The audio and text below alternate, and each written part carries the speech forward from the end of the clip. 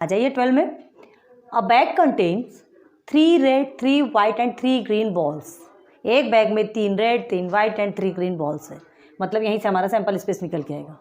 ठीक है, 3 रेड है 3 ग्रीन है 3 वाइट बॉल्स है, तो तीनों के आपको नेम लिखना पड़ेगा।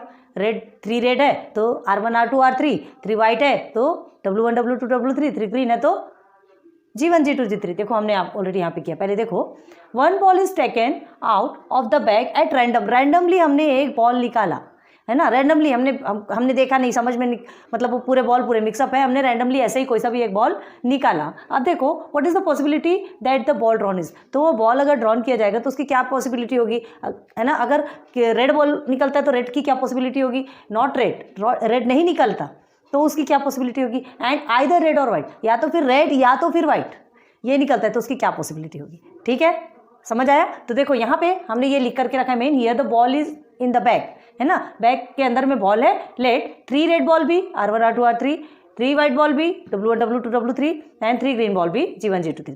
तो हमारा सैंपल स्पेस क्या बन जाएगा, पूरा टोटल आउटकम्स होते हैं, ऑल पॉसिबल आउटकम्स जितने पॉसिबल हो सकते हैं, तो ये हमारे टोटल निकल के आ गया 9।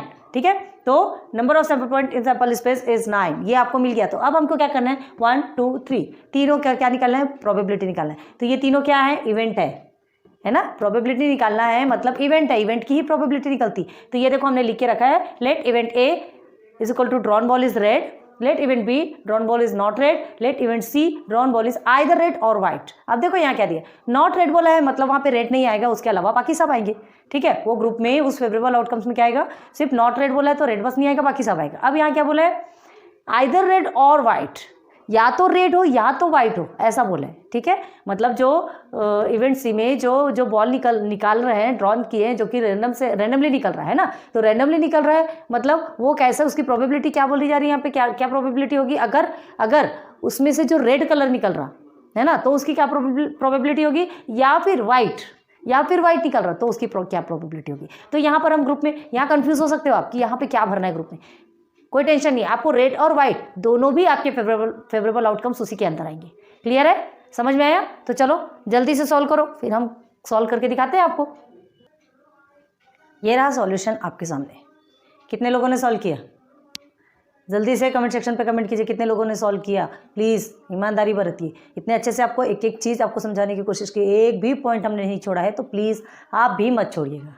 नहीं समझ आता आप कमेंट सेक्शन पे पूछ लीजिए, हमारे और आपकी बात करने का जरिया वही एक है। क्लियर है, ओके। चलो, तो आपको क्या दिया है, let event A drawn ball is red. अगर रेड बॉल निकलता है तो उसकी प्रोबेबिलिटी क्या होगी, तो रेड बॉल निकलता है तो उसकी प्रोबेबिलिटी सिर्फ R1 R2 R3। ठीक है, रेड बॉल आपकी 3 है तो N ऑफ A क्या हो जाएगा आपका 3। ओके, उसके बाद फिर P of A, probability of event A का फॉर्मूला क्या है, N of A upon N of S। जब यहाँ पर जो भी इवेंट रहेगा वही इवेंट यहाँ पर आएगा, क्योंकि उसी की प्रोबेबिलिटी निकालना है। तो N ऑफ A 3 मिला है, N ऑफ S हमारा 9 है, तो इससे सिंप्लीफाई करोगे तो 1/3, 3 1 3, 3 3 9। तो P of A is equal to क्या आ गया, 1/3। ओके, सेकंड में आ जाओ, let event B। Let event B में नॉट रेड बोला है। ठीक है, नॉट रेड मतलब रेड कलर होना ही नहीं, रेड कलर की जो बॉल है वो नहीं है ही नहीं, तो उसकी क्या प्रोबेबिलिटी है, तो drawn ball is not red, मतलब बाकी के बॉल तो है ना, बाकी के बॉल है, वाइट बॉल है एंड ग्रीन बॉल है, तो वो आपके फेवरेबल आउटकम्स में आ जाएंगे। फिर उसके बाद फिर आपका N ऑफ B क्या निकल के आएगा, 6 1 2 3 4 5 6। ओके, टोटल आउटकम्स निकल गए इसके फेवरेबल आउटकम से ये। अब प्रोबेबिलिटी ऑफ इवेंट B क्या निकलेगा, probability of event B N of B upon N of S, ये 6 मिला है आपको, और टोटल आपका सैंपल स्पेस का 9 है। ओके, तो इसे सिंप्लीफाई करोगे तो 2/3, 3 2 6, 3 3 9। ओके, तो probability of event B is equal to 2/3। Then let event C का प्रोबेबिलिटी आपको निकालना है, ड्रॉन बॉल आइदर रेड और वाइट, आइदर रेड, या तो रेड होना या तो वाइट होना। ठीक है, रेड होगा तो भी इवेंट सक्सेस है, वाइट होगा तो भी इवेंट सक्सेस है, दोनों में से कोई सा भी हो सकता है। तो हमको यहाँ क्या लिखना है, बताया था हमने आपको इसके पहले कि आपको दोनों भी इसमें लिखना पड़ेगा। तो 1 2 3 4 5 6 आपका N ऑफ C निकल के आ गया। तो आपको क्या निकालना है, P of C, probability of event C निकालना है। तो N ऑफ C जो हमको मिला है, और उसके फिर N ऑफ B क्यों लिखे हमने, N ऑफ S है ये, नीचे परमानेंट N ऑफ S रहेगा ना, तो N ऑफ S हमारा 9 है, N ऑफ C हमें 6 मिला, ये भी 6/9, 2/3। तो probability of event C is equal to 2/3। ठीक है, अब ये देखो यहाँ 2/3 आया, यहाँ भी 2/3 आया, आपको ऐसा लगेगा कि कहीं तो भी कन्फ्यूजन है क्या, है ना। लेकिन देखो आपके आंसर में इधर आपको 1/3 आएगा, क्यों? क्योंकि इसे सिंप्लीफाई करेंगे तो 1/3 आएगा। लेकिन ये यहाँ दोनों में 6 आउटकम्स है, जो फेवरेबल आउटकम्स है 6 है, और जो हमारे सैंपल स्पेस का जो आउटकम्स है वो 9 है। तो 6/9 को अगर हम सिंप्लीफाई करेंगे तो 2/3 ही आएगा। 3 से ही सिंप्लीफाई होने वाला है ना, तो 2/3 ही आएगा। एक बार टेक्स्ट बुक में आप चेक कर सकते हो, चेक करना हो तो चलो एक बार देख लेते हैं टेक्स्ट बुक में। क्वेश्चन नंबर 12 है ना ये, क्वेश्चन नंबर 12। हाँ देखिए, अगर आपके पास टेक्स्ट बुक अभी फिलहाल अवेलेबल नहीं है तो 1/3, 2/3, 2/3। Okay clear. थोड़ा सा पढ़ाते पढ़ाते में कॉन्फिडेंस रहता है, लेकिन थोड़ा सा डिस्ट्रैक्ट होता है माइंड कि कहीं हमने गलत तो नहीं पढ़ा दिया, तो इतना तो बनता है चेक करना, है ना। चलिए नोट डाउन कीजिए, फिर नेक्स्ट क्वेश्चन देखते हैं। आ गया हमारा क्वेश्चन नंबर 13। कौन सा क्वेश्चन में आ गया है? Question number 13। आगे देखो क्या होता है इसमें। Each card bears 1 letter from the word mathematics.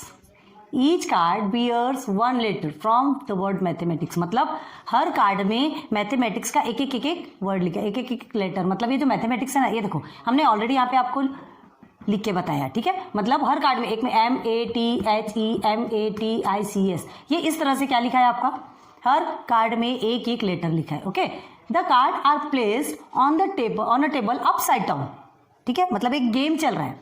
Upside down मतलब जो टेबल के ऊपर में रखा हुआ है, तो upside down in the sense उल्टा, ठीक है। कार्ड को उल्टा रखा हुआ है, सीधा रखेंगे तो कोई भी देख लेगा ना, फिर गेम का मतलब क्या है। तो ठीक है, तो इस कार्ड को, जितने भी कार्ड्स है ना, उनको एक टेबल के ऊपर रखा गया है, लेकिन उल्टा।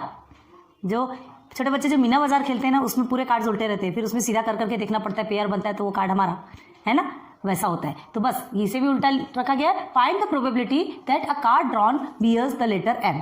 अब आपको क्या बताना है, आपको प्रोबेबिलिटी फाइंड करना है ना, प्रोबेबिलिटी फाइंड करना है दैट द कार्ड ड्रॉन। अब ड्रॉन किया कार्ड मतलब रैंडमली उठा रहा है, रैंडमली मतलब ये सब के बीच में से कोई सा भी एक कार्ड उठाना है, पता नहीं है, पता है इतने के बीच का ही कार्ड है, लेकिन उसमें से एक कार्ड उठाया, कौन सा कार्ड रहेगा, इसकी क्या प्रोबेबिलिटी। तो यहाँ पे लेटर M बोल रहे हैं, ठीक है। लेटर M उठाया तो लेटर M की क्या प्रोबेबिलिटी होगी, है ना। अगर उसने लेटर M उठाया, जो ड्रॉन किया वो लेटर M है, तो लेटर M की प्रोबेबिलिटी क्या होगी, बस वही आपको फाइंड करना है। तो आपको ये पूरे क्या मिले हुए हैं, आउटकम्स, सैंपल स्पेस के आउटकम्स, सैंपल स्पेस के टोटल ऑल पॉसिबल आउटकम्स भी ये पूरे लिखोगे आप।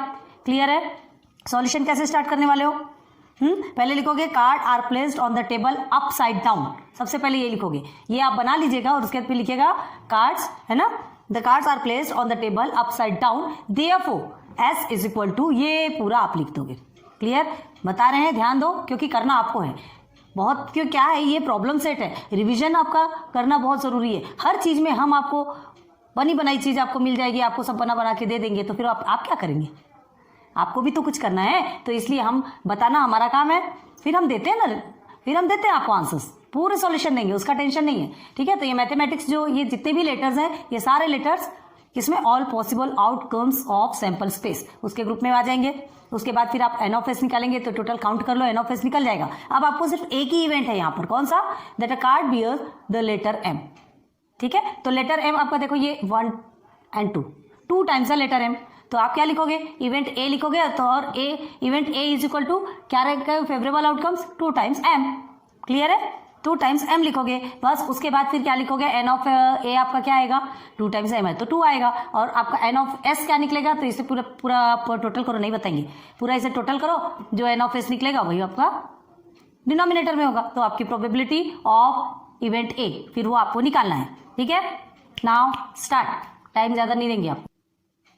देखिए प्यारा और छोटा सा सॉल्यूशन किया आपने, हमें पता है आपने किया, क्योंकि सब कुछ तो हमने बता दिया था, ठीक है। अब देखो ये मैथमेटिक्स जो है ना, सबसे पहले तो आपको ये लगेगा कि हमने यहाँ पर ये जो the card are placed on a table upside down पहले बताया था, उसके बाद फिर सैंपल स्पेस क्या निकलेगा, मैथमेटिक्स, पूरे एक लेटर अलग निकलेंगे, लेटर से करना है। तो अब देखो आप क्या बोलोगे, यहाँ पे स्मॉल लेटर्स क्यों लिखा, जो ऐसा लिखा है हमने वैसा ही उठा के लिखा है, ठीक है।